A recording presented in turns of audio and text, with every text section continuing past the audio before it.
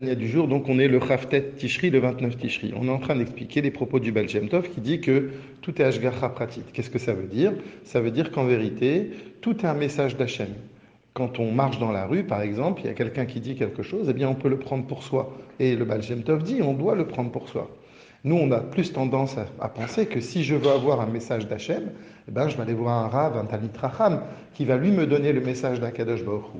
Et le Baal Shem Tov, il nous dit non, le message d'Hachem, il passe de toutes les manières, parce qu'il n'y a rien qui est en dehors de la providence d'Akadosh Baruch Hu. Il nous a expliqué que bien évidemment, il y a des différences.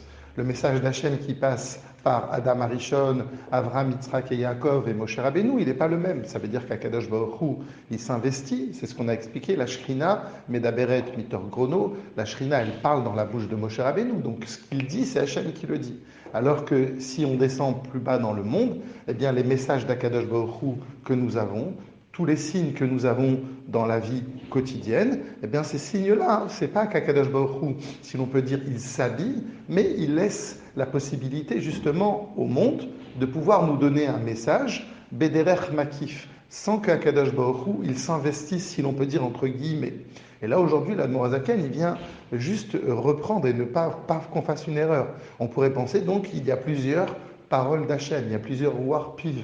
Et donc, quelque part, il y aurait plusieurs dieux. Il y aurait un dieu qui s'investirait dans les tzadikim, et puis Chazvé Shalom. Il ne nous dit pas du tout. Le Ruach Piv, la parole d'Akadosh Baruch Hu, c'est la même.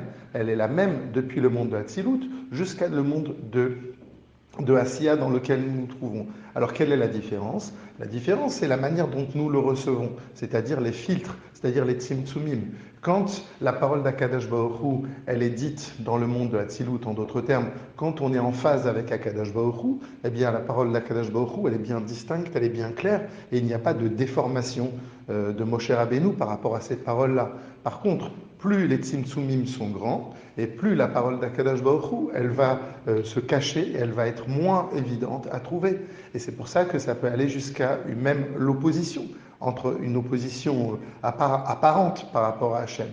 Mais ce qui nous dit le Hadmorazaken, c'est que quand même, c'est la parole d'Hachem, c'est la même parole d'Hachem. En d'autres termes, il faut essayer le plus possible, selon les voies du Baal Shem Tov, d'essayer de trouver les messages d'Akadosh Baruch Hu dans notre vie au quotidien. Et si Hachem a fait que tel événement arrive devant nous, etc., eh bien, c'est pas simplement, encore une fois, comme on l'a dit, c'est pas dû aux acteurs, entre guillemets, qui viennent autour de nous, mais c'est Hachem qui a voulu que nous, on perçoive ce message-là, et ce message-là qu'Akadosh Baruch Hu, il nous envoie, il vient vraiment d'Akadosh Baruch Hu.